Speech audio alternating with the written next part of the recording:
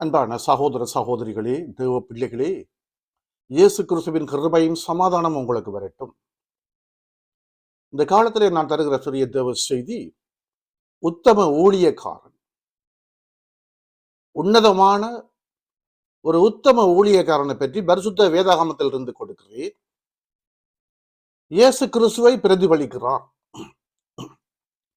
அவர் பட்ட துன்பங்கள், அடிகள், காவல், கண்ணீர், அந்த துன்பத்திலேயும் சபையை பற்றிய கவலைகள். அவ்வளவு பெரிய உத்தமமான ஒரு ஊழியக்காரன். அவரை பற்றிய காரியங்களை பரிசுத்த வேதாகமத்தில் இருந்து கொடுக்கிறேன். அவரை பட்ட துன்பங்களும் அவர் யார் என்று சொல்லி பரிசுத்த வேதாகமத்தில் இருந்து கொடுக்கிறேன். எவ்வளவு உத்தமமான ஊழியக்காரனாக அவர் இருந்திருக்கிறார், தயவு செய்து கேளுங்கள். 2 கொரிந்தியர் 6வது அதிகாரம் 3 கொடுக்கிறேன். இந்த ஊழியம் குற்றப்படாதபடிக்கு நாங்கள் யாதொன்றிலும் இடரல் உண்டாக்காமல் எவ்விதத்தினாலேயும் எங்களை தேவ ஊழியக்காரராக விளங்க பண்ணுகிறோம். மிகுந்த பொறுமையிலும் உபத்திரவங்களிலும் நெருக்கங்களிலும் இடுக்கண்களிலும் அடிகளிலும் காவல்களிலும் கலகங்களிலும் பிரயாசங்களிலும் கண் விழிப்புகளிலும் உபவாசங்களிலும் கற்பிலும் அறிவிலும் நீடிய சாந்தத்திலும் தயவிலும் பரிசுத்த ஆவியிலும் மாயமற்ற அன்பிலும் சத்திய வசனத்திலும் திவ்ய பலத்திலும் நிதியாகிய வடதுலது பக்கத்து ஆயுதங்களை தரித்திருக்கிறதே கனத்திலும் கனவீனத்திலும் துர்க்கிருத்திலும் நற்கீர்த்திலும் எத்தனை எண்ணப்பட்டாலும் நிஜத்தராகும், அறியப்படாமல் எண்ணப்பட்டாலும் நன்றாய் அறியப்பட்டவர்களாகும், சாகிறவர்கள் எண்ணப்பட்டாலும் உயிரோடர்களாயும், தண்டிக்கப்படுறவர்கள் எண்ணப்பட்டாலும் கொல்லப்படவர்களாயும், துக்கப்படவர்கள் எண்ணப்பட்டாலும் எப்பொழுதும் சந்தோஷப்படலாகும், தரித்திரர் எண்ணப்பட்டாலும் அநேகரை ஐஸ்வர்யங்களாகிறவர்களாகும், ஒன்றும் இல்லாதவர்கள் எண்ணப்பட்டாலும் சகலத்தையும் உடையவர்களாகும் எங்களை விளங்க பண்ணுகிறோம். இப்படியாக பவுல் எழுதுகிறான். எவ்வளவு உத்தமமான ஊழியக்காரன். அவர் பட்ட துன்பங்கள், அடிகள். இந்த ஊழியம் குற்றப்படாதபடிக்கு நாங்கள் யாதொன்றிலும் இடலை உண்டாக்காமல் எவ்விதனாலும் எங்களை தேவ ஊழியக்காரராக விளங்க பண்ணுகிறோம். மிகுந்த பொறுமையிலும் உபத்திரவங்களிலும் நெருக்கங்களிலும் இடுக்கண்களிலும் அடிகளிலும் காவல்களிலும் கலகங்களிலும் பிரியாசங்களிலும் கண் விழிப்புகளிலும் உபவாசங்களிலும் கற்பிலும் அறிவிலும் நீடிய சாந்தத்திலும் தயவிலும் பரிசுத்த ஆவியிலும் மாயமற்ற அன்பிலும் சத்திய வசனத்திலும் திவ்ய பலத்திலும் நிதியாகிய வலது பக்கத்து ஆயுதங்களை தரித்திருக்கிறது என்று பவுல் எழுதுகிறார். எவ்வளவு ஒரு உத்தமமான ஊழியக்காரனாக அவர் இருந்திருக்கிறார். இன்னும் சில வார்த்தைகளை கொடுக்கிறேன் அவரை பற்றி. 2 கொரிந்தியர் 11வது அதிகாரத்திலே சில வார்த்தைகளை கொடுக்கிறேன். அவர்கள் கிறிஸ்துவின் ஊழியக்காரரா? நான் அதிகம் புத்தியனமாய் பேசுகிறேன். நான் அதிகமாய் பிரயாசப்பட்டவன், அதிகமாய் அடிபட்டவன், அதிகமாய் காவல்களில் வைக்கப்பட்டவன், அநேகந்தரம் மரண அவதியில் அகப்பட்டவன். யூதர்கள் 1 குறைய 40 அடியாக 5 தரம் அடிபட்டேன். 3 தரம் மிலாறுகளால் அடிபட்டேன். 1 தரம் கல்லறி உண்டேன். 3 தரம் கப்பல் சேதத்தில் இருந்தேன். கடலிலே ஒரு பகல் முழுவதும் போக்கினேன். அநேகந்தரம் பிரயாயம் பண்ணேன். ஆறுகளால் வந்த மோசங்களிலும் கல்லரால் வந்த மோசங்களிலும் என் சுயஜனங்களால் வந்த மோசங்களிலும் அந்நிய ஜனங்களால் வந்த மோசங்களிலும் பட்டணங்களில் உண்டான மோசங்களிலும் வனாந்திரத்தில் உண்டான மோசங்களிலும் சமுத்திரத்தில் உண்டான மோசங்களிலும் கள்ள சகோதரத்தில் உண்டான மோசங்களிலும் பிரயாசத்திலும் வருத்தத்திலும் அநேக முறை கண் விழிப்புகளிலும் பசியிலும் தாகத்திலும் அநேக முறை உபவாசங்களிலும் குளிரிலும் நிர்வாணத்திலும் இருந்தேன்.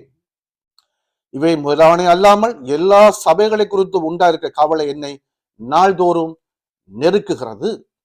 இவ்வளவு துன்பத்திலேயும் அவர் சொல்லுகிறார், இவை முதலாவணை அல்லாமல் எல்லா சபைகளை குறித்து உண்டாயிருக்க கவலை என்னை நாள்தோறும் நெருக்குகிறது. எவ்வளவு உத்தமமான ஊழியக்காரர் இருக்கார், எவ்வளவு துன்பப்பட்டிருக்கார். இங்க சொல்லுகிறார், யூதர்களால் 1 குறைய 40 அடியாக 5 தரம் அடிபட்டேன். அப்ப கிட்டத்தட்ட 195 தரம் ஒரு அடி வாங்கியிருக்கிறார் யூதர்கிட்ட. யூதர்களால் 1 குறைய 40 அடியாக 5 தரம் அடிபட்டேன். எவ்வளவு வேதனைப்பட்டிருப்பார், எவ்வளவு துன்பப்பட்டிருப்பார். அந்த காலத்திலே மருத்துவ உதவிகள் அங்கே இல்லை. 39 தரம் அவர் அடித்திருக்கார்கள், 5 தரம். எவ்வளவு துன்பப்பட்டிருப்பார். அவருடைய சதைகள் பிக்கப்பட்டிருப்பார். கவலைகள், கண்ணீர்கள், துன்பம், காவல், இதனையும் அவர் சொல்றார், இவை முதலான இல்லாமல் எல்லா சபைகளை குறித்தும் உண்டாயிருக்க கவலை என்னை நாள்தோறும் நெருக்குகிறது என்று சொல்லுகிறார். அவருக்கு 39 தரம் அடிச்சிருக்கார்கள், 5 தரம் என்றால் இங்கே உபாகமம் 25 கொடுக்கிறார்கள். அவனை 40 அடி வரைக்கும் அடிக்கலாம். அவனை அதிலும் அதிகமாக அடிக்கிறனால் உன் சகோதரன் உன் கண்களுக்கு முன்பாக நீசனாக தோற்றுவான். ஆதலால் அவனை அதிகமாக அடிக்க வேணாம் என்று. அதனால் அவர்கள் 39 தரம் அடிச்சிருக்கார்கள். ஆனால் 5 தரம் அடித்திருக்கிறார்கள். எவ்வளவு துன்பப்பட்டிருப்பார், எப்படியான ஊழியக்காரனா எடுத்திருப்பார். உத்தமமும் உண்மையான ஊழியக்காரனா இருந்திருக்கார், உன்னதமான ஊழியக்காரனா இருந்திருக்கார். இயேசு கிறிஸ்து என்ன சொன்னாரோ அந்த காரியத்தை அப்படியே செய்திருக்கிறார். அவரை பிரதிபலித்திருக்கிறார். இவ்வளவு துன்பத்திலையும் அவர் சொல்லுகிறார், இவை முதலான அல்லாமல் எல்லா சபைகளை குறித்து உண்டாயிருக்க கவலை என்னை நாள்தோறும் நெருக்குகிறது. இவ்வளவு துன்பப்பட்டு ஊழியம் செய்திருக்கிறார். அடிகள், காவல், சிறைச்சாலை, குளிர், நடுக்கம், பசி, துன்பங்கள், எப்படியான ஊழியம் செய்திருக்கார் பாருங்கள். இவ்வளவு இப்படியான துன்பத்திலையும் அவர் சொல்றார், இவை முதலான அல்லாமல் எல்லா சபைகளை குறித்து உண்டாயிருக்க கவலை என்னை நாள்தோறும் நெருக்குது. அப்ப கூட அவர் சபையை பற்றி கவலைப்படுகிறார். எவ்வளவு உத்தமமான ஊழியக்காரர் அவர் இருந்திருக்கிறார். யூதர்களால் 1 குறைய 40 அடியாக 5 தரம் அடிபட்டு 195 தரம் அவர் அடி வாங்கியிருக்கிறார். அவருடைய சதைகள் பிக்கப்பட்டிருக்கும், மருத்துவ உதவி கொடுக்கப்பட்டிருக்கிறார். இப்ப இருக்கிற மாதிரி மருத்துவ உதவிகளும் இல்லை. எவ்வளவு உத்தமமான ஊழியக்காரனாக இருந்திருக்கிறார். அந்த துன்பத்திலையும் அவர் சொல்லுகிறார், சபைகளை பற்றி கவலைப்படுகிறார். அப்ப எப்படியான ஒரு ஊழியக்காரனாக இருந்திருப்பார். அவர் எவ்வளவு துன்பப்படுகிறார், சொல்ல முடியாத துன்பப்படுகிறார். அப்ப அவர் எவ்வளவு கவனமா இருக்கிறார். இந்த ஊழியம் குற்றப்படாதபடிக்கு நாங்கள் யாதொன்றிலும் இடரை உண்டாக்காமல் எவ்விதத்தினாலும் எங்களை தேவ ஊழியக்காரராக விளங்க பண்ணுகிறோம். மிகுந்த பொறுமையிலும் உபத்திரங்களிலும் நெருக்கங்களிலும் இடுக்கண்களிலும் அடிகளிலும் காவல்களிலும் கலகங்களிலும் பிரியாசங்களிலும் கண் விழிப்புகளிலும் உபவாசங்களிலும் இப்படியாக அவர் சொல்லுகிறார். அப்ப எவ்வளவு துன்பப்பட்டிருக்க வேண்டும். உத்தமமான ஊழியக்காரன் இயேசு கிறிஸ்துவை பிரதிபலிக்கிறார். இவ்வளவு துன்பத்திலே அவர் சபையை பற்றி கவலைப்படுகிறார், வேதனைப்படுகிறார். எவ்வளவு ஒரு உத்தமமான ஊழியக்காரனாக இருந்திருக்க வேண்டும். ஆகவே சகோதர சகோதரிகளே, தேவ பிள்ளைகளே, நேரம் கிடைக்கும் போது இந்த வார்த்தைகளை வாசியுங்கள். ஒரு உத்தம ஊழியக்காரன் எவ்வளவு துன்பப்பட்டிருக்கார். அந்த துன்பத்திலே அவர் சபையை பற்றி கவலைப்படுகிறார். யூதர்களிடையே 195 தரம் அவர் அடி வாங்கியிருக்கிறார். அவருடைய சதைகள் பிக்கப்பட்டிருக்கும், கிழிக்கப்பட்டிருக்கும், மருத்துவ உதவி கிடைச்சிருக்காது, மரண வேதனைப்பட்டிருப்பார். அப்படி இருந்து அவருடைய தன்னுடைய ஊழியம் குற்றப்படக்கூடாது, நான் ஒரு உத்தம ஊழியக்காரனாக இருக்கணும், இயேசு கிறிஸ்து என்னத்தை ஒப்புவித்தாரோ அதை நான் செய்து முடிக்க வேண்டும், மரணத்துல கூட செய்து முடிக்க வேண்டும், மரண நிர்தானம் செய்து முடிக்க வேண்டும் என்று உத்தமமான ஒரு ஊழியக்காரனாக இருந்திருக்கார். இப்படி அவர் சபையை பற்றி கவலைப்படுகிறார். ஆகவே சகோதர சகோதரிகளே, தேவ பிள்ளைகளே, ஒரு விஷயங்களை சோதித்து அறிவோம்.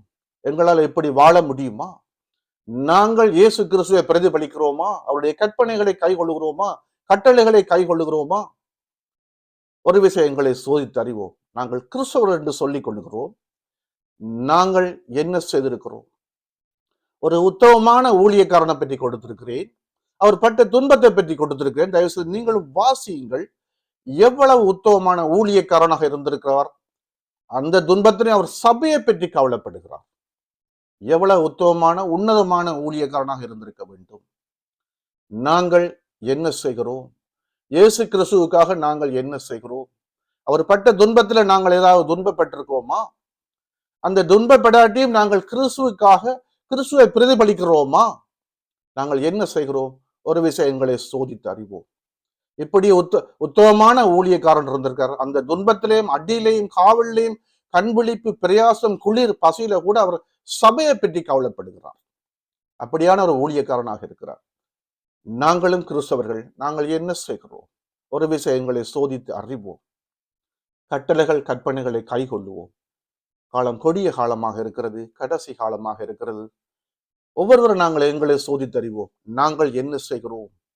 கிறிஸ்துவுக்காக நாங்கள் என்ன செய்திருக்கிறோம்? கிறிஸ்துவை பிரதிபலிக்கிறோமா? ஒரு விஷயம் சோதித்து அறிவோம். பவுல் மாதிரி உத்தமமான ஊழியக்காரன் இருக்கிறாரா? சோதித்து அறிவோம். இயேசு கிறிஸ்துவின் கிருபையும் சமாதானம் உங்களுக்கு வரட்டும்.